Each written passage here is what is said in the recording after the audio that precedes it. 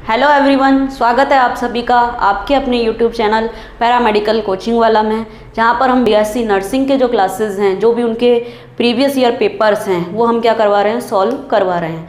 जैसे कि हमको पता है कि कल हमारा एग्ज़ाम है, संडे को हमारा एग्ज़ाम है, तो हम उससे पहले क्या करवा रहे हैं, पेपर सॉल्व करवा रहे हैं, जिससे आपको आइडिया हो जाए कि किस टाइप के क्वेश्चन आ रहे हैं। और हम जब एक्सप्लेन कर रहे हैं तो एक्सप्लेन करने से आपके एक क्वेश्चन से 4 क्वेश्चन सॉल्व हो जाते हैं वहाँ पर, तो आपको यहाँ से काफ़ी हेल्प मिलेगी। सभी सब्जेक्ट से हम करवा रहे हैं सॉल्व। मैं आपकी बायोलॉजी टीचर हूँ, डॉली गर्ग। मैं आपको बायोलॉजी का जो है सब्जेक्ट, जो पेपर है, वो आपको सॉल्व करवा रही हूँ। अभी हम स्टार्ट करेंगे। आज हम स्टार्ट करने वाले हैं जो 2019 वाला जो पेपर है, जो 2019 में हुआ था, वो पेपर हम सॉल्व करेंगे। देखिए स्टार्ट करते हैं। ये पेपर भी बहुत अच्छा आया था, कोई बहुत ज़्यादा हाई लेवल का पेपर नहीं था जैसे 2021 का था। 2021 का पेपर बहुत ज़्यादा इजी था, ये थोड़ा सा अच्छे लेवल का पेपर था। तो आप इसको जो है, यहाँ पर मैं जो है अच्छे से प्रिपरेशन की नीड थी, वहाँ पर इतनी ज़्यादा अच्छी प्रिपरेशन की नीड नहीं थी। अगर आपने 11th-12th में अच्छे से पढ़ा है तब भी आप उसको कर सकते थे। यहाँ पर थोड़ी सी नॉलेज अच्छी होनी चाहिए, लेकिन बहुत ज़्यादा टफ पेपर नहीं था, तो हमको टेंशन लेने की नीड नहीं है। देखिए हम सॉल्व करते हैं, स्टार्ट करते हैं फर्स्ट क्वेश्चन से। फर्स्ट क्वेश्चन है हमारा, ये क्वेश्चन हमारा जो डाइजेस्टिव सिस्टम से क्वेश्चन है। Cell of the stomach gastric pit secrete hydrochloric acid and intrinsic factor. जो हमारे स्टमक में हाइड्रोक्लोरिक एसिड मीन्स HCl और इंट्रिंसिक फैक्टर जो रिलीज होता है, वो किससे रिलीज होता है, यहाँ पर सीधे पूछ रहा है। तो वो रिलीज करने वाली सेल्स कौन सी हैं, हमको पता है वो सेल्स कौन सी हैं, पैराइटल सेल्स। एक्चुअली जो और नेम्स दे रखे हैं वो भी देखिए, जो नेम्स दे रखे हैं हमको, पेप्टिक सेल और चीफ सेल, ये दोनों नेम क्या हैं, सेम ही हैं, एक ही सेल है। उसी को पेप्टिक सेल बोलते हैं, उसी को चीफ सेल बोलते हैं। ये भी स्टमक में प्रेजेंट होती है। इससे क्या रिलीज होता है, इससे रिलीज होता है पेप्सिनोजन हार्मोन। क्या रिलीज होता है इससे, पेप्सिनोजन हार्मोन। तो ये दोनों ऑप्शन तो नहीं होंगे। गॉबलेट सेल से क्या रिलीज होता है, इससे रिलीज होता है म्यूकस, तो ये ऑप्शन भी नहीं होगा। तो हाइड्रोक्लोरिक एसिड और जो इंट्रिंसिक फैक्टर है वो किससे रिलीज होता है, पैराइटल सेल से रिलीज होता है। इसीलिए आंसर इसका क्या आएगा, पैराइटल सेल, पार्श्विक कोशिकाएं। Answer B is the correct option. ठीक है, नेक्स्ट देखिए, during chloride shift the electrical neutrality of RBC is maintained by. Chloride shift के दौरान आरबीसी की विद्युत तटस्थता को कौन बनाए रखता है।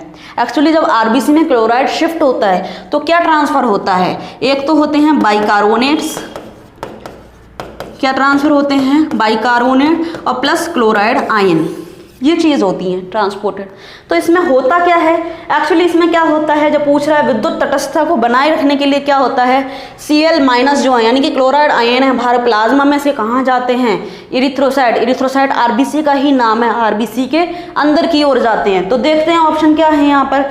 ऑप्शन फर्स्ट इज प्लाज्मा से इरिथ्रोसाइट को Cl- का प्रसार, इरिथ्रोसाइट से Kl+ का सक्रिय परिवहन, C diffusion of H+ ion from plasma to erythrocyte, और D none of the above. इसका क्वेश्चन है नन ऑफ दी अबव। देखिए पूरा क्वेश्चन दिखाती हूँ आपको, ये रहा।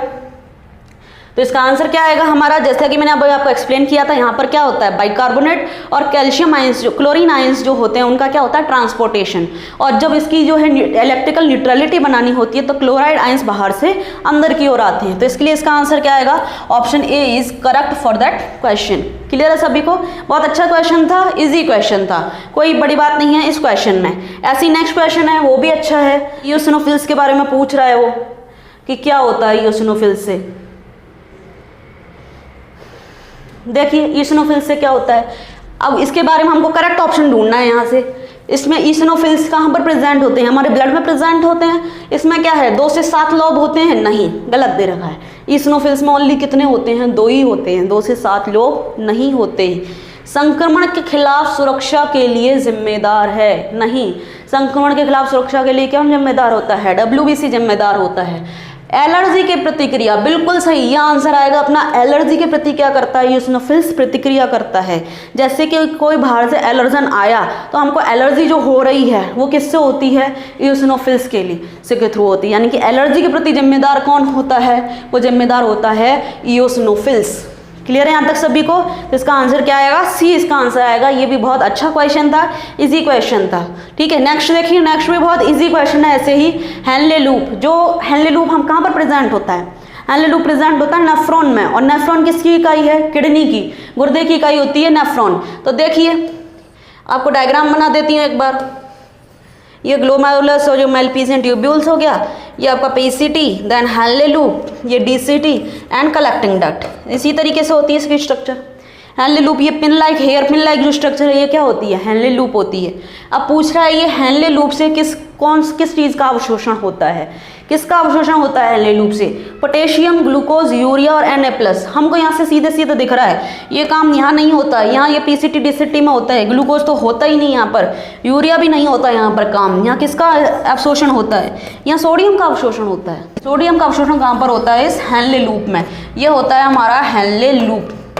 जो हेयर पिन लाइक जो स्ट्रक्चर है ये क्या होती है? हेनले लूप होती है। क्लियर है? देखिए नेक्स्ट क्वेश्चन देखते हैं। नेक्स्ट इज, ये हमारा टिश्यू से रिलेटेड है ये क्वेश्चन। ह्यूमन जो टिश्यू हैं उन टिश्यू से रिलेटेड क्वेश्चन है कि वहाँ पर किस प्रकार का कोशिकाएं हैं वो उपस्थित होती हैं। The ciliated columnar epithelium. Ciliated का मतलब क्या हो गया? देखो कॉलमनर का तो मतलब क्या हो गया? जो लंबी लंबी होती हैं, ऐसी ये होती हैं कॉलमनर सेल्स। सिलिएटेड यानी कि इन पर क्या प्रेजेंट है? सिलिया प्रेजेंट है। इस तरीके से ये हो गई सिलिएटेड कॉलमनर एपिथेलियम, यानी कि रोमक स्तंभ उपकला कोशिकाएं जो humans are known to occur, यानी कि कहाँ पर प्रेजेंट होती हैं? ये सिलिएटेड कॉलमनर एपिथेलियम। अब सिलिएटेड कहाँ प्रेजेंट होगी? जहाँ पर आगे कुछ ले जाने की नीड होगी, जैसे सिलिया के मूवमेंट के थ्रू आगे इजीली जा सकता है। तो हम देख सकते हैं यहाँ पर इजीली हमको पता चल जाएगा क्या है? Bronchioles and Fallopian tubes, Eustachian tube और stomach lining, Fallopian tube and मूत्रमार्ग, पित्तनली और ऊसोफेगस। यहाँ ऊसोफेगस पर ऐसी नहीं होती, चिकना होता है यहाँ पर, ठीक है ना। ये भी नहीं आएगा इसके अंदर, यूरेथ्रा में भी नहीं होती है प्रेजेंट, ठीक है। और यूस्टेशियन ट्यूब और पेटस्तर में भी नहीं होती है प्रेजेंट। कहाँ पर प्रेजेंट होती हैं ऐसी कोशिकाएं? ऐसी कोशिकाएं जो आपकी प्रेजेंट होती हैं वो कहाँ होती हैं? देखिए आंसर इसका आएगा अपना ए, ब्रोंकियोल्स और फैलोपियन ट्यूब। फैलोपियन ट्यूब कहाँ होती है? हमारे अंडाशय की जो जुड़ी हुई ट्यूब होती है, जो हमारे अंडाशय का भाग होता है पूरा, वो तो क्या होता है? फैलोपियन ट्यूब होता है। हम फीमेल रिप्रोडक्टिव स्ट्रक्चर के अंदर देख सकते हैं। और ब्रोंकियोल्स हमारे कहाँ होते हैं? जो लंग्स में होते हैं। लंग्स में जो लास्ट तक हम जाते हैं, जब वहाँ पर क्या आ जाते हैं? ब्रोंकियोल्स आ जाते हैं। तो ब्रोंकियोल्स और फैलोपियन ट्यूब्स में क्या प्रेजेंट होती हैं? हमारी कॉलमनर एपिथेलियम, वो भी सिलिएटेड कॉलमनर एपिथेलियम। क्लियर है? देखिए नेक्स्ट इज,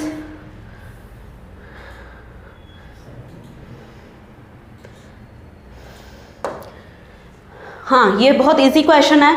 ये हमारा है नर्वस सिस्टम से क्वेश्चन। नेक्स्ट क्वेश्चन जो है, एक आराम करने वाले न्यूरॉन और मांसपेशी फाइबर में प्लाज्मा झिल्ली की पारगम्यता, यानी कि जब न्यूरॉन वर्किंग में नहीं है, वो रेस्टिंग फेज में है, इजीली रेस्टिंग कर रहा है, वो रेस्टिंग फेज में है, कोई भी उसके पास उद्दीपक नहीं है, कुछ भी नहीं है, रेस्टिंग फेज में है।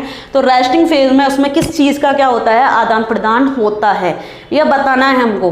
तो एक्चुअली जब ये एक्टिव फेज में होता है ना, जब तो ये वाला काम होता है, K+ की तुलना में Na+ ज़्यादा ट्रांसफ़र होते हैं, अधिक जाते हैं। लेकिन जब ये रेस्टिंग फेज में, कौन सी फेज में है? रेस्टिंग फेज में। और जब ये रेस्टिंग फेज में है तो क्या काम होता है? रेस्टिंग फेज में काम होता है Na+ की तुलना में K+ जो होते हैं वो क्या होते हैं? अधिक पारगम्य हो जाते हैं यहाँ पर। और जबकि एक्टिव फेज में होता है तो Na+ ज़्यादा हो जाते हैं। यहाँ पर खेल किसका है? सिर्फ और सिर्फ Na+ और K+ का, इन दोनों का गेम चलता है यहाँ पर, ठीक है। एक्टिविटी में तो Na+ ज़्यादा होता है और रेस्टिंग में कौन सा हो जाता है? K+ हो जाता है, ठीक है। देखिए नेक्स्ट देखते हैं। देखिए which of the following is false, इसमें से हमको क्या देखना है? गलत ऑप्शन चूज करना है कि गलत कौन सा है। ये जो ऐसे क्वेश्चन आते हैं ना, इनको सबसे पहले आपको क्या कर लेना है? मार्क कर लेना है कि उसमें पूछ क्या रहा है, सही पूछ रहा है या गलत पूछ रहा है। बिकॉज हम क्वेश्चन पढ़ते पढ़ते जो है उसके ऑप्शन पढ़ते पढ़ते भूल जाते हैं, फिर हम गलत कर देते हैं आंसर को। तो आप पहले ही मार्क कर दीजिए कीजिए इस तरीके से कि वो गलत पूछ रहा है या सही आंसर पूछ रहा है, ठीक है। तो गलत पूछ रहा है तो हमको गलत ढूंढना है। अब देखिए endoderm, mesoderm and ectoderm germ layers होती हैं, बिल्कुल सही है। ये कैसी होती हैं? जर्म लेयर्स होती हैं। एक्टोडर्म तो कहाँ होती है? आउटर साइड होती है। देन हमारी क्या होती है? मीजोडर्म होती है। और देन हमारी क्या होती है? एंडोडर्म होती है। ये जर्म्स लेयर्स होती हैं। बिल्कुल सही है ये answer. Second is trophoblast is a germ layer. नहीं, ट्रोफोब्लास्ट जर्म लेयर नहीं है। ये ट्रोफोब्लास्ट कहाँ होती है? ब्लास्टोसिस्ट में प्रेजेंट होती है। ब्लास्टोसिस्ट में जो अंदर लेयर प्रेजेंट होती है इसको क्या बोला जाता है? ट्रोफोब्लास्ट बोलते हैं। ये जर्म लेयर नहीं है, इसलिए क्या है? गलत है ये आंसर। और गलत ही पूछ रहा है, हमारा यहीं क्या आ गया आंसर निकल करके आ गया। ठीक है ना। देखिए और भी देख लेते हैं ऑप्शन। आंतरिक कोशिका द्रव्यमान भ्रूण स्टेम कोशिकाओं का स्रोत है। जैसे कि ये ब्लास्टोसिस्ट से ही पूछ रहा है, यहाँ पर ये आंतरिक कोशिकाओं का समूह होता है, ये स्टेम सेल्स का स्रोत होता है। बिल्कुल होता है। नेक्स्ट ऑप्शन है the blastula is often a hollow ball of cells. बिल्कुल ये हॉलो भी है। देखिए तीनों ऑप्शन किससे हैं? ब्लास्टोला से हैं ये तीनों के तीनों ऑप्शन। ये हॉलो भी है। ये इनर सेल मास जो है वो कैसे होता है? स्टेम सेल की तरह वर्क भी करता है। ये जो इसकी लेयर है ये लेयर क्या होती है? Trophoblast. But that is not a germ layer. ये कोई रोगाणु परत नहीं है। ठीक है, इसलिए गलत ऑप्शन क्या आएगा? गलत ऑप्शन हमारा आएगा ये आएगा ऑप्शन बी। क्या होगा इसका? गलत होगा। ठीक, देखिए नेक्स्ट देखते हैं। What is the correct sequence of sperm formation? जो मैं आपको बताऊं, स्टार्टिंग से बताऊं। स्टार्टिंग में क्या होता है? प्राइमरी स्पर्मेटोसाइट, देन इससे क्या बनते हैं? सेकेंडरी स्पर्मेटोसाइट 2, देन इससे क्या बनते हैं? प्रत्येक सेकेंडरी स्पर्मेटोसाइट से 2 स्पर्मेटिड बनते हैं, 2 टोटल 4 बन गए। कितने हो गए ये? स्पर्मेटिड। ठीक है, इनसे प्रत्येक से क्या बनेगा? एक स्पर्म बनेगा।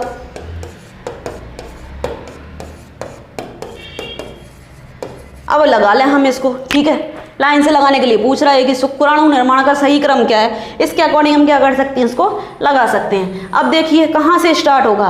प्राइमरी स्पर्मेटोसाइट से पहले होता है स्पर्मेटोगोनिया। उससे पहले भी क्या होता है? स्पर्मेटोगोनिया। ठीक है, तो देखो कहाँ से स्टार्ट करें हम। स्पर्मेटिड से स्पर्मेटोसाइड, ये तो स्पर्मेटिड से स्पर्मेटोसाइड भेज रहा है, उल्टा भेज रहा है, तो ये ऑप्शन नहीं आएगा। स्पर्मेटोगोनिया, स्पर्मेटोसाइड, स्पर्मेटोजोआ, स्पर्मेटिड, नहीं, ये भी नहीं है हमारा आंसर। देखिए ये थर्ड भी नहीं है हमारा आंसर। फोर्थ देखिए सीधे सीधे आ रहा है। स्पर्मेटोगोनिया है, देन स्पर्मेटोसाइट्स हैं, देन स्पर्मेटिड है, एंड देन स्पर्म है, शुक्राणुजोआ। स्पर्म को शुक्राणुजोआ भी बोलते हैं। इसको क्या बोलते हैं? स्पर्मेटोजोआ भी बोला जाता है। जो यहाँ पर क्या हो रहा है? उल्टा सीधा है यहाँ पर बिल्कुल सही क्रम। इसने पूछा क्या है? हमको सही क्रम पूछा है। तो सही क्रम किस में है? ऑप्शन डी में इसका क्या आएगा? सही क्रम। कहाँ से स्टार्ट हो रहा है? Spermatogonia, spermatocytes, spermatids and sperm. Sperm को ही क्या बोलते हैं? स्पर्मेटोजोआ भी बोलते हैं। ठीक है, देखिए अच्छा क्वेश्चन था, इजी था। देखिए ये भी क्वेश्चन बहुत इजी क्वेश्चन है। मेंस्ट्रुअल साइकिल जो होता है वो किसके कारण होता है? कौन से हार्मोन्स के थ्रू होता है? इसमें स्पेशल जो है कौन सा हार्मोन जो है वर्क करता है? तो हमको सीधे सीधे पता है, पॉइंट टू पॉइंट क्वेश्चन है। इसका आंसर क्या आएगा? प्रोजेस्टेरोन। प्रोजेस्टेरोन जो हार्मोन है। बाकी हम देखें एफएसएच तो फॉलिकल्स के निर्माण में सहायता करता है। ऑक्सीटोसिन भी नहीं है यहाँ पर। ठीक है ना। ऑक्सीटोसिन क्या होता है? दुग्ध श्रवण में काम आता है। वैसोप्रेशन किसमें होता है? मूत्र की सांद्रता को नियंत्रित करने के लिए होता है। तो इसका आंसर क्या आएगा? प्रोजेस्टेरोन, जो क्या है? फीमेल हार्मोन है। प्रोजेस्टेरोन क्या है? एक फीमेल हार्मोन है। यही क्या करता है? जो मेंस्ट्रुअल साइकिल है उसका फ्लो है वो किसके थ्रू होता है? प्रोजेस्टेरोन के थ्रू होता है। देखिए नेक्स्ट देखते हैं। विच one of the following is not the function of placenta? Placenta क्या होता है? जो माँ और बच्चे को क्या करते रखता है? जोड़े रखता है। बच्चा जो है माँ से सारे आवश्यक पदार्थ लेता भी है और एक्सक्रीट जो करना है वो भी करता है। ये होता है प्लेसेंटा। कुछ हार्मोन्स भी रिलीज करता है प्लेसेंटा। अब इसमें क्या पूछा है? प्लेसेंटा का कार्य नहीं है, यानी कि जो इसका कार्य नहीं है हमको इसमें से देखना है। देखिए ऑप्शंस देखते हैं। Facilitate supply of oxygen and nutrients, बिल्कुल सही है। भ्रूण को क्या मिलता है? ऑक्सीजन और पोषक तत्व, जो मैंने आपको समझाया। ये एस्ट्रोजन का भी श्रावण करता है, बिल्कुल सही है। प्लेसेंटा से किस हार्मोन का निकलता है? एस्ट्रोजन हार्मोन निकलता है, जो मैं आपको बताई थी। Facilitate removal of carbon dioxide waste material, ये भी मैंने आपको बताया था कि जो भी एक्सक्रीट करना हो वो भी इसी के थ्रू एक्सक्रीट होता है। तो ये भी सही है, ये भी सही है और ये भी सही है। तीन ऑप्शन सही है। नेक्स्ट है सिक्रीट्स ऑक्सीटोसिन ड्यूरिंग पार्ट्यूरेशन, यानी कि जब पार्ट्यूरेशन होता है, प्रसव होता है, तो प्रसव के दौरान ऑक्सीटोसिन जो है प्लेसेंटा सिक्रीट करता है क्या? नहीं, ऑक्सीटोसिन प्लेसेंटा सिक्रीट नहीं करता है। ठीक है ना। इसीलिए किसका आंसर? इसका आंसर क्या आएगा? ऑप्शन डी आएगा इसका आंसर। ऑप्शन डी है वो प्लेसेंटा का नहीं है। बाकी तीनों काम प्लेसेंटा के हैं, लेकिन ऑक्सीटोसिन स्रावित करना प्लेसेंटा का काम नहीं है, इसलिए ऑप्शन डी इज इनकरेक्ट होगा, इसमें जो काम नहीं है। देखिए नेक्स्ट देखते हैं।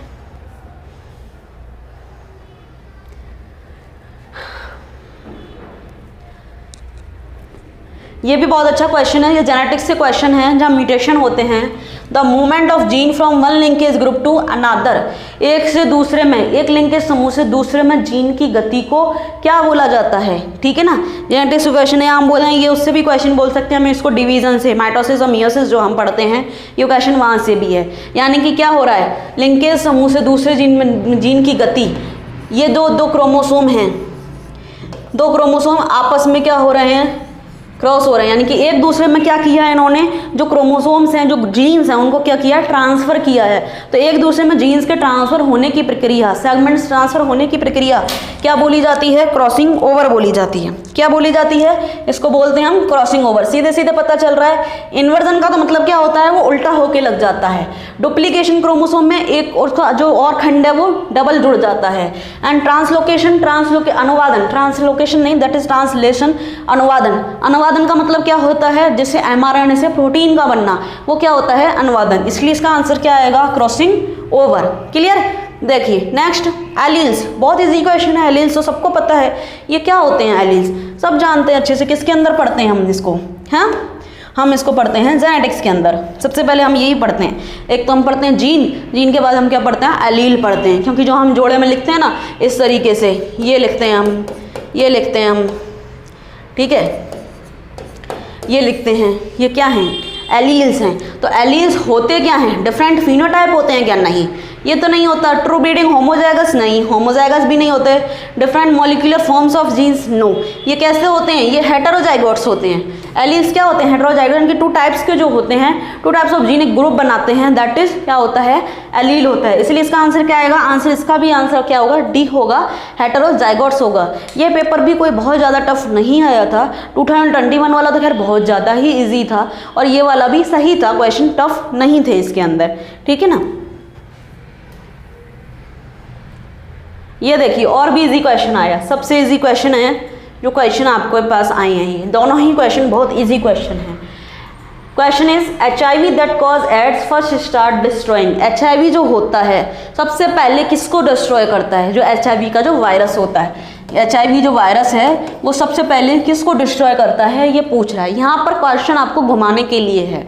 देखिए आप सबसे पहले किसको टिक करोगे, इसको टिक करोगे, हेल्पर टी लिम्फोसाइट को, क्योंकि ये किस पर अटैक करता है, टी सेल्स पर अटैक करता है, टी लिम्फोसाइट पर नहीं अटैक करता, ठीक है ना। इसलिए इसका आंसर ये नहीं आएगा। ये किस पर अटैक करता है, हेल्पर टी सेल्स पर अटैक करता है, टी लिम्फोसाइट पर अटैक नहीं करता। इसीलिए इसका आंसर क्या आएगा कि ये डिस्ट्रॉय किसको करता है, फिर बी लिम्फोसाइट। उसके आगे हम जाएंगे, हमको और कुछ ऑप्शन दिख नहीं रहा। एक्चुअली HIV का काम क्या होता है, ये हेल्पर टी सेल्स को अटैक करता है, T4 सेल्स को, देन ये किसको अफेक्ट करती हैं, ये बी लिम्फोसाइट्स को अटैक करती हैं।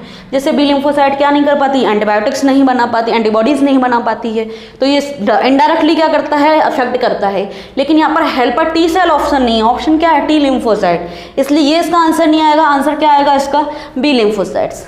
क्लियर सभी को। देखिए next, they are 12 pair of ribs. बिल्कुल सही बात है, हमारे अंदर कितने रिब्स पेयर होते हैं, 12 होते हैं, 12 पेयर ऑफ रिब्स होते हैं, ठीक है ना। इसमें से क्या होते हैं, 3 टाइप की होती हैं। एक तो होती हैं ट्रू रिब्स, एक होती हैं फॉल्स रिब्स, और एक होती हैं फ्लोटिंग रिब्स। यानी कि एक तो सत्य अस्थियाँ उरोस्थियाँ होती हैं, एक ऐसी होती हैं असत्य होती हैं, एक होती हैं तैरती हुई। सत्य का मतलब स्टार्टिंग की जो 1 से लेकर के 7 पेयर की होती हैं, वो पीछे भी हमारे वर्टिबल कॉलम से और आगे स्टर्नम से जुड़ी हुई होती हैं। उसके बाद 8, 9 और 10, ये जो 3 होती हैं, ये 3 क्या होती हैं, पीछे से तो जुड़ी होती हैं लेकिन आगे से डायरेक्ट नहीं जुड़ती, वो किससे जुड़ती हैं, वो 7 नंबर से जुड़ करके उससे जुड़ रही होती हैं। और फ्लोटिंग वाली जो होती हैं, 11 और 12 वाली जो होती हैं, फ्लोटिंग वाली जो क्या होती हैं, तैरती हुई होती हैं, एक साइड से जुड़ी होती हैं, दूसरी साइड से जुड़ी नहीं होती। अब क्वेश्चन देखते हैं क्या पूछ रहा है ये पूछ रहा है 12 जोड़ी पसलियाँ हैं जिनमें से सीधे और उस्तु किसको बोलेंगे, डायरेक्टली अटैच्ड होती हैं, ये क्या होती हैं, डायरेक्टली अटैच्ड होती हैं स्टर्नम से। कितने पेयर, 7 पेयर्स, बिल्कुल सही। ये आंसर क्या आ जाएगा अपना, डी आ जाएगा। ये ऑप्शन तो कहीं है ही नहीं, कहीं नहीं मैच कर रहे। हम तो तीनों समझ भी लिए, लेकिन यहाँ तो ऑप्शन ही कहीं मैच नहीं कर रहे। आपको इतना भी समझने की नीड नहीं थी, हम डायरेक्ट यहाँ से क्या कर सकते थे, आंसर कर सकते थे कि पहले 7 पेयर्स हैं डायरेक्ट स्टर्नम से जुड़ते हैं, देन 8, 9 और 10 डायरेक्ट स्टर्नम से नहीं जुड़ते, वो 7 के थ्रू जुड़ते हैं, और 11 और 12 तो किसी से जुड़ते ही नहीं है। ठीक है, देखिए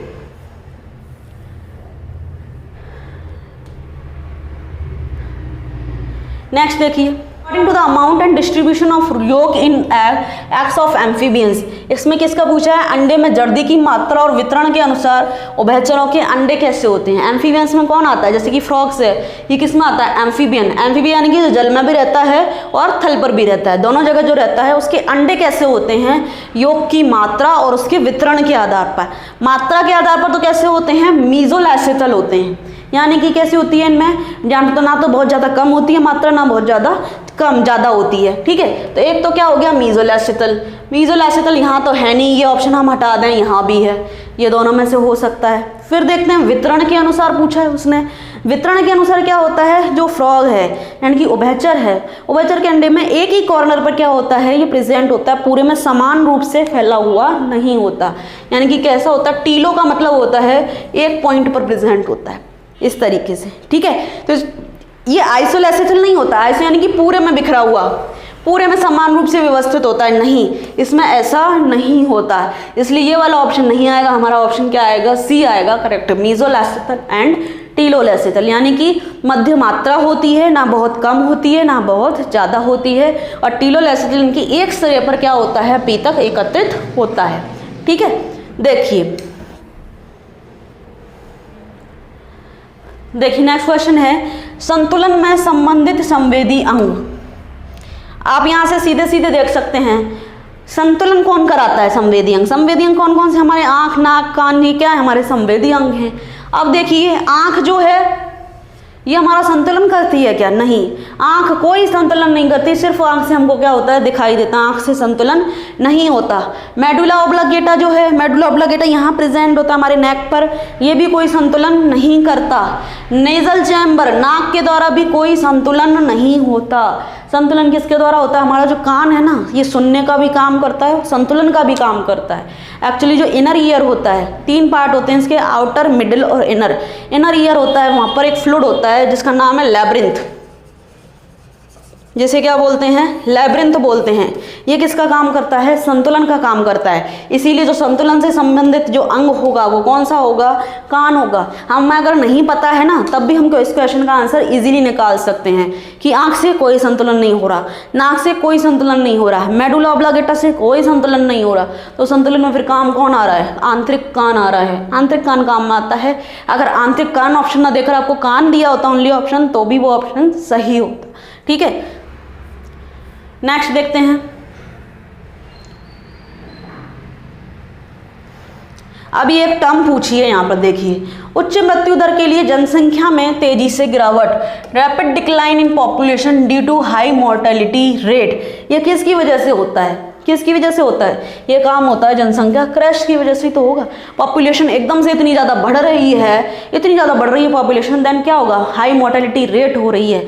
यानी कि ये पूछ के रहा है rapid decline in population due to high mortality rate, यानी कि जनसंख्या बहुत थी पहले, ठीक है, देन मोर्टेलिटी रेट यानी कि मृत्यु दर बहुत ज़्यादा हो गई, देन क्या हो गई, डाउन आ गई, जनसंख्या दर डाउन आ गई, तो उसको क्या बोला जाएगा, जनसंख्या क्रैश, पॉपुलेशन क्रैश बोला जाएगा। विस्फोट किसको बोला जाता है, जो बहुत अधिक मात्रा में बढ़ रही है। डेंसिटी का मतलब होता है कि गिवन एरिया में कितने लोग रह रहे हैं, लेकिन ये क्या पूछ रहा है कि हाई मोर्टेलिटी रेट, अगर मृत्यु दर ज़्यादा होगी तो एकदम से डाउन होती है, तो उस वर्ड को क्या बोलते हैं, that is population crash. Clear है, सीधे सीधे आंसर था इस क्वेश्चन का, कोई दिक्कत नहीं थी कहीं भी। देखिए मधुमक्खियों के बीच श्रमिक हैं, श्रमिक कौन से होते हैं, among honey bee workers, 3 type के होते हैं इसमें। देखो, एक तो होती है क्वीन, रानी, ये कैसी होती है, फीमेल होती है, ठीक है ना। एक होता है ड्रोन, ये क्या होता है, ये मेल होता है।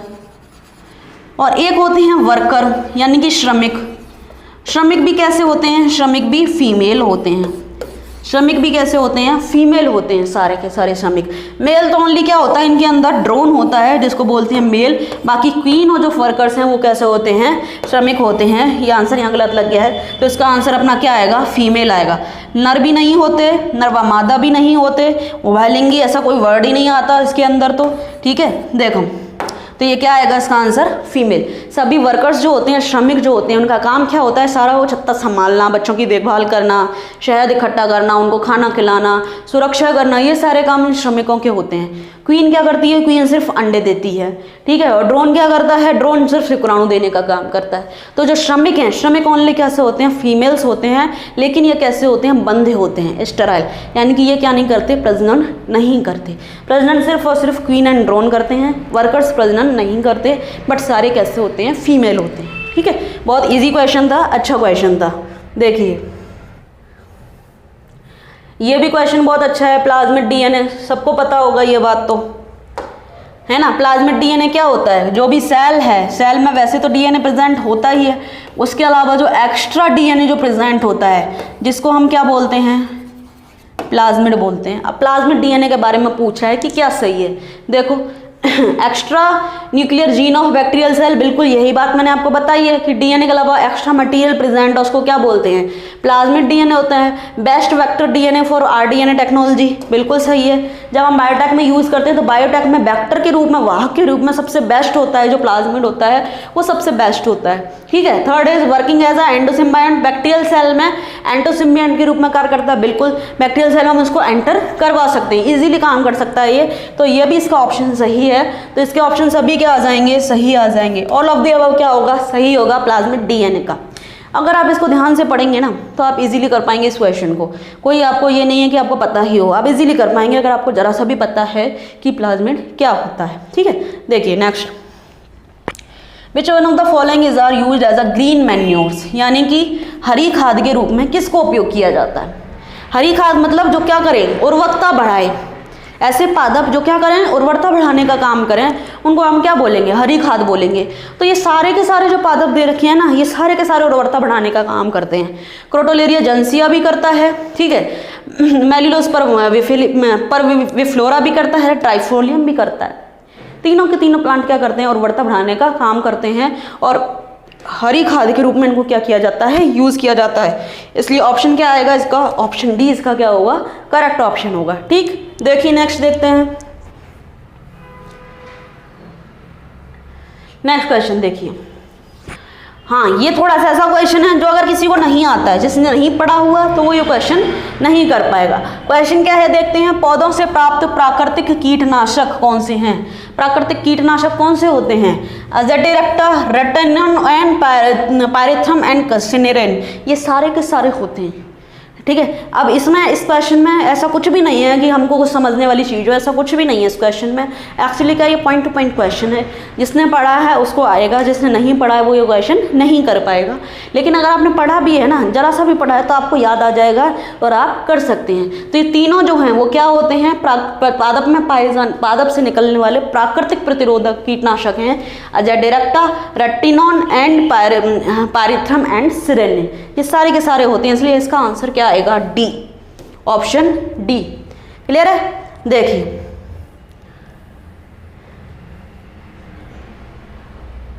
अब ये क्वेश्चन जो दोनों हैं वो बहुत ही इजी क्वेश्चन है, दोनों के दोनों।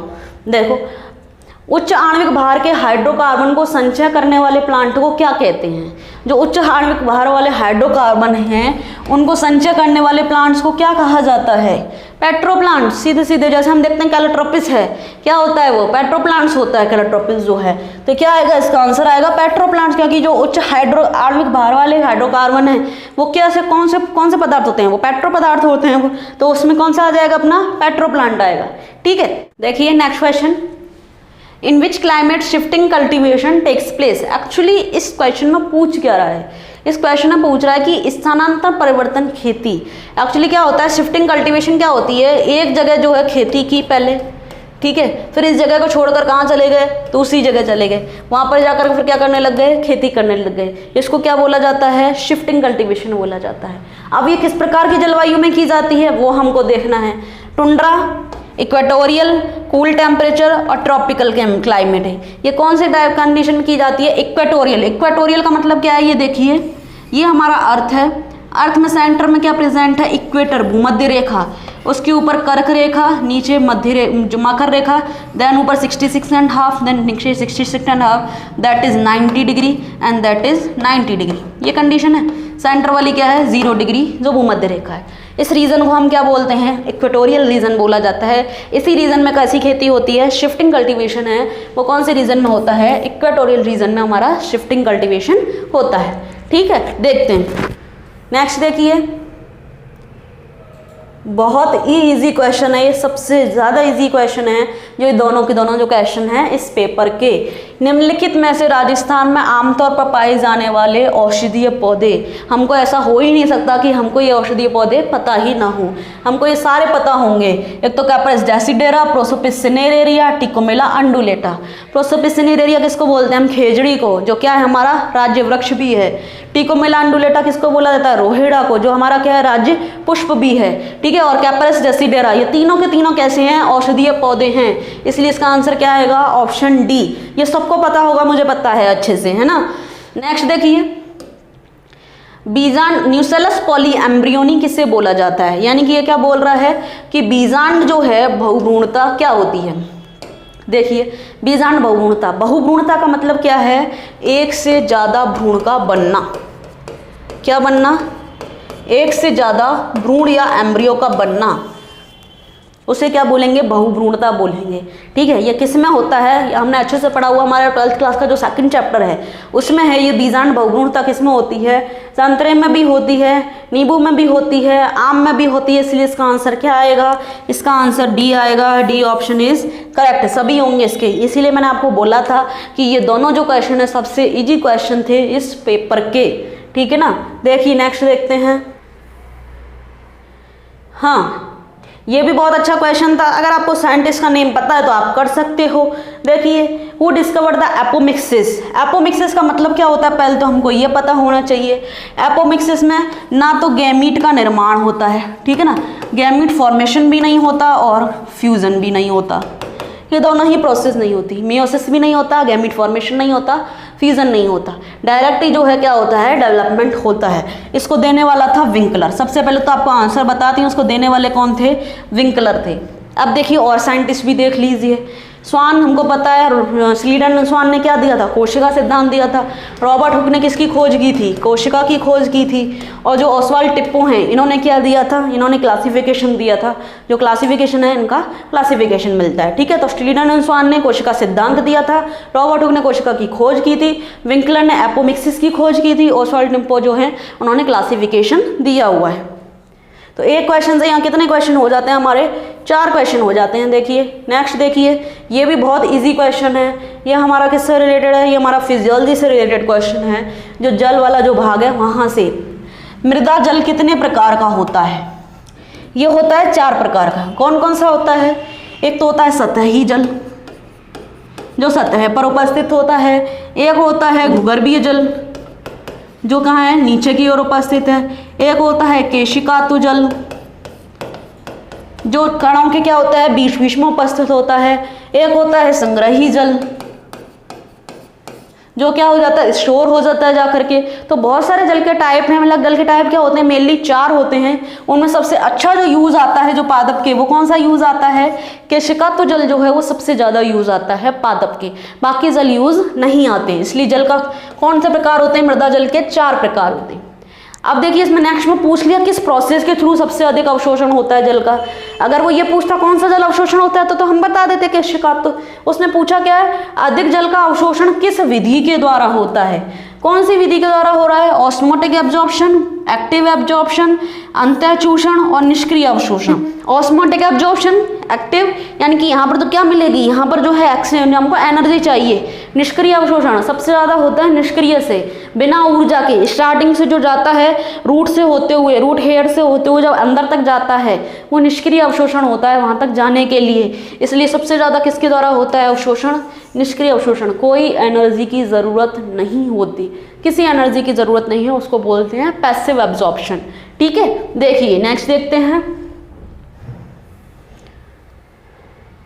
ये भी हमारे जो है पादप से ही रिलेटेड है, उसी से फिजियोलॉजी से रिलेटेड ही क्वेश्चन आया हुआ है। यदि जड़ों में ऑक्सीजन की मात्रा बढ़ जाए तो सीधी सीधी बात है, जब ऑक्सीजन की मात्रा बढ़ जाएगी तो जल का अवशोषण भी क्या हो जाएगा, बढ़ जाएगा, क्योंकि जैसे जैसे ऑक्सीजन बढ़ेगी जल का अवशोषण भी क्या होगा, बढ़ेगा। इसीलिए इसका आंसर क्या आएगा, बढ़े ना। ठीक है, देखिए the process of water absorption follow the following pathway. जल अवशोषण की प्रतिक्रिया में जो है आपको चलन मार्ग पूछ रहा है। स्टार्टिंग से देखिए, डायग्राम बनाती हूँ। ये क्या बनाया है हमने, मूल रोम, रूट हेयर। ठीक है, उसके बाद कहाँ जाएगा, रूम हेयर से बाहर से गया पहले जल, कहाँ पर पहुँचा, ये पहुँच गया एपिडर्मिस में। एपिडर्मिस के बाद क्या प्रेजेंट होता है, एपिडर्मिस के बाद प्रेजेंट होता है हमारा कॉर्टेक्स। ये कॉर्टेक्स प्रेजेंट हो गया। ठीक है, कॉर्टेक्स के बाद क्या आएगा हमारा, कॉर्टेक्स के बाद आएगा हमारा एंडोडर्मिस। देन एंडोडर्मिस के बाद क्या आएगा, एंडोडर्मिस के बाद आएगा पेरिसाइकिल। अब पेरिसाइकिल के बाद अंदर क्या आ जाएगा हमारे, जाइलम और फ्लोएम, यही आ जाएंगे। ठीक है ना, जाइलम और फ्लोएम। और हमको पता है जल का श्रावण किसके थ्रू होता है, जल का जो प्रसार होता है एक से दूसरे में वो होता है जाइलम के थ्रू, और फूड का किससे होता है, भोजन का फ्लोएम के थ्रू होता है। अब देखो बाहर से कैसे कैसे गया, मूल रोम, मूल रोम से एपिडर्मिस, एपिडर्मिस से कॉर्टेक्स, कॉर्टेक्स से एंडोडर्मिस, एंडोडर्मिस से पेरिसाइकिल, और पेरिसाइकिल से जाइलम, इस तरीके से जाता है। तो यहाँ पर देख लेते हैं कौन सा दिख रहा है हमको। देखो रूट हेयर, रूट एयर से कॉर्टेक्स, बिल्कुल सही है, एक स्टेप इसने बीच में से हटा दिया, कोई बात नहीं, आगे देखते हैं है क्या, एंडोडर्मिस और जाइलम, ये सही है ये हमारा। रूट हेयर से एंडोडर्मिस फिर कॉर्टेक्स में जा रहा है, नहीं उल्टा तो नहीं आएगा, एंडोडर्मिस में जाने के बाद कॉर्टेक्स में, ये नहीं होगा। रूट हेयर से कॉर्टेक्स, कॉर्टेक्स से एंडोडर्मिस, एंडोडर्मिस से फ्लोएम, फ्लोएम के द्वारा जल का प्रसार नहीं होता। Then root hairs, root hair से कॉर्टेक्स, कॉर्टेक्स से फ्लोएम, वही यहाँ पर फ्लोएम दे दिया, फ्लोएम के द्वारा भी जल का स्थानांतरण नहीं होता। फ्लोएम के द्वारा होता है भोजन का स्थानांतरण, जाइलम के द्वारा होता है जल एवं खनिज लवणों का स्थानांतरण। इसलिए इसका आंसर क्या आ जाएगा, ऑप्शन ए आ जाएगा। ठीक है, देखिए नेक्स्ट देखते हैं 31, बहुत इजी क्वेश्चन है। परागनली की वृद्धि कहाँ पर होती है, ये देखो जब ये परागकण है, एक परागकण है अंकुरित होता है, क्या बनाता है, परागनली बनाता है। तो वृद्धि कहाँ पर होती है, इसके शीर्ष में वृद्धि होती है, जब ये बढ़ती हुई जाती है आगे, देखो ये ऐसे जाती है आगे, फिर शीर्ष में ही वृद्धि होते चली जाती है, इसके शीर्ष में वृद्धि होती जाती है और ये आगे बढ़ती हुई चली जाती है, वर्तिका से होकर नीचे बीजांड तक पहुंच जाती है। तो इसके कहाँ पर वृद्धि होती है, शीर्ष वाले भाग में, इसके मध्य वाले भाग में भी वृद्धि नहीं होती और पश्च वाले भाग में भी वृद्धि नहीं होती। कौन से भाग में वृद्धि होती है, शीर्ष वाले भाग में वृद्धि होती है इसकी, इसलिए इसका आंसर क्या आएगा, बी। बहुत ईजी क्वेश्चन था ये भी आपका रिप्रोडक्शन से ही रिलेटेड क्वेश्चन है कि नर युग्मक और द्वितीय केंद्रक के संयोजन से क्या बनता है। देखो निषेचन जो होता है आवृत बीजियों में 2 बार निषेचन होता है, इसलिए उनको दोहरा निषेचन बोलते हैं। एक तो होता है एक नर युग्मक और दूसरी अंडकोशिका जब जुड़ती है तो किसका निर्माण हो जाता है, तो निर्माण हो जाता है अपना जायगोट का। ठीक है ना, किसका निर्माण हो जाता है, जायगोट का। एक तो ये होता है, फिर जो दूसरा नर युग्मक बचता है, क्योंकि 2 नर युग्मक होते हैं, दूसरा नर युग्मक बचता है वो किससे जुड़ता है, वो जुड़ता है केंद्रीय कोशिका से। और केंद्रीय कोशिका में क्या उपस्थित होते हैं, ये केंद्रीय कोशिका होती है द्विगुणित होती है, इसमें द्वितीय केंद्रक होता है, 2 ध्रुवीय केंद्रक होते हैं जो फ्यूज हो जाते हैं, फ्यूज होकर के द्विगुणित बना लेते हैं। ये एन हो गया, जब ये दोनों फ्यूज होते हैं तो क्या बनता है प्राइमरी एंडोस्पर्म न्यूक्लियस, जो भविष्य में क्या बनाता है, एंडोस्पर्म यानी कि भ्रूणपोष, जो क्या प्रदान करता है, पोषण प्रदान करता है। और ये कैसा होता है, त्रिगुणित होता है। तो देखते हैं क्वेश्चन क्या पूछा है, नर युग्मक तथा द्वितीय केंद्रक के संयोजन से क्या बनेगा। ठीक है, क्या बनेगा, युग्मनस बनेगा क्या, नहीं, युग्मनस तो किससे बन रहा है, अंडकोशिका से। एंडोस्पर्म न्यूक्लियस बनेगा क्या, बिल्कुल बनेगा। एम्ब्रियोसेक्स न्यूक्लियस नहीं, एंटीपोडल न्यूक्लियस नहीं, ये क्वेश्चन नहीं होगा इसके अंदर, इसलिए इसका आंसर क्या आएगा, बी आएगा इसका। क्योंकि नर युग्मक और केंद्रीय कोशिका यानी कि द्वितीय केंद्रक के जुड़ने से किसका फॉर्मेशन होता है, हमेशा प्राइमरी एंडोस्पर्म न्यूक्लियस का फॉर्मेशन होता है, जो फ्यूचर में एंडोस्पर्म का निर्माण करता है, जो विकसित होते हुए भ्रूण को क्या करता है, पोषण प्रदान करता है। नेक्स्ट देखिए, ये भी बहुत अच्छा क्वेश्चन है, इजी क्वेश्चन है। मोस्टली पूछा है कि टेम्परेचर क्या होता है, सर्वाधिक जल अवशोषण के लिए टेम्परेचर क्या है। चाहे जल अवशोषण करना हो, एंजाइम एक्टिविटी करनी हो, तो लगभग उनका क्या होता है, टेम्परेचर लगभग बराबर ही होता है, वही टेम्परेचर होता है। जैसे कि दे रखा है 20 डिग्री से 35 डिग्री सेंटीग्रेड टेम्परेचर क्या होता है इनके लिए, उपयुक्त होता है सर्वाधिक जल अवशोषण के लिए। ये थोड़ा कम रह जाएगा, ये भी कम है, ये ज़्यादा हो जाता है। ठीक है, नेक्स्ट देखते हैं, which one does not occur during cyclic photophosphorylation. Actually पूछ क्या रहा है, जब हम देखते हैं फिजियोलॉजी पढ़ते हैं, ठीक है, फिजियोलॉजी में क्या पूछ रहा है, चक्रीय प्रकाश फॉस्फोरिलीकरण में कौन सी स्टेप नहीं होती, कौन सा काम नहीं होता। यानी कि हमको देखना है, पहले छांटना है कौन कौन से होते हैं। देखिए कौन कौन से होते हैं, ऑक्सीजन का उत्पादन होता है, बिल्कुल होता है यहाँ पर। सिंथेसिस ऑफ NADPH2 बिल्कुल होता है, ठीक है, इसलिए उपरोक्त सभी तो आएगा नहीं, ये ऑप्शन तो हमने हटा दिया कि उपरोक्त सभी तो आएगा नहीं, यहाँ से कौन सा नहीं होता है। ये दोनों सही निकल गए, तो इसका मतलब गलत क्या हो गया, सी हो गया, क्योंकि जल का उपयोग यहाँ नहीं होता। जल का उपयोग कहाँ होता है, अचक्रीय वाले में होता है, ये चक्रीय है, तो जल का उपयोग इस ऑप्शन में नहीं आएगा इसका क्वेश्चन में, क्योंकि यहाँ पर जल का उपयोग नहीं होता, वो होता है अचक्रीय वाले में। ठीक, देखिए ये क्वेश्चन तो कंप्लीट हो गया हमारे इस चैप्टर, जो पेपर है 2019 का पेपर है, जो मैंने आपको सॉल्व करवाया। कोई हार्ड पेपर नहीं था, इजी पेपर आया था, आप इजीली सॉल्व कर सकते हैं। मैंने सॉल्व करवाया है, आप बार बार इस वीडियो को देखिए, जितना वीडियो को देखेंगे आप उतना ही आपको जो है क्वेश्चन समझ में आएंगे, आपको समझ में भी आएगा कि पैटर्न कैसा आया है, ठीक है ना, किस तरीके का पैटर्न आ सकता है। तो आप अच्छे से इस वीडियो को देखिए, ज़्यादा से ज़्यादा लाइक कीजिए, सभी को शेयर भी कीजिए। ये वीडियो जो है बहुत मेहनत से बनाया और अच्छा बनाया हुआ है, आप देखेंगे तो आपको इजीली बहुत कंसेप्ट जो है अपने समझ में आ जाएगा। ठीक है, क्वेश्चंस हैं 34 क्वेश्चंस हैं आपके पेपर में, 34 क्वेश्चन आते हैं। आप थोड़ा सा रेस्ट से ध्यान से उस क्वेश्चन को पढ़कर आंसर दीजिए। पैनिक नहीं होना है किसी भी क्वेश्चन के लिए, फर्स्टली तो कि देख करके एकदम पैनिक हो जाए नहीं। कई बार हम क्वेश्चन को समझते भी हैं ना, ध्यान से, हिंदी में समझ में नहीं आ रहा, इंग्लिश में समझिए तो आपको क्वेश्चन समझ में आ जाएगा, तो आप इजीली उस क्वेश्चन को कर पाओगे। तो आप सभी जो हैं कल के लिए सभी को बहुत बहुत शुभकामनाएं, बिल्कुल ध्यान से पढ़ के अच्छे से जो है पेपर को दीजिएगा। Thank you everyone, thank you all of you.